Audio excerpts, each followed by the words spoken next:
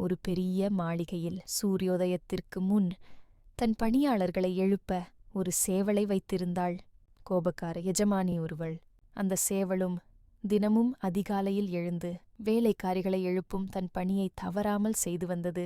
இதனால் வெறுப்படைந்த வேலைக்காரிகள் அனைவரும் ரகசியமாக சேர்ந்து, இந்த சேவலால் தான் நமக்கு தொல்லை, இதை இல்லாமலாக்கணும்னு முடிவு பண்ணிட்டாங்க.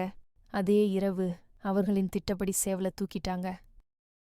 அப்பாடா, இப்போ நாம தப்பித்தோம், இனி நிம்மதியா தூங்கலாம் என சந்தோஷப்பட்டனர்.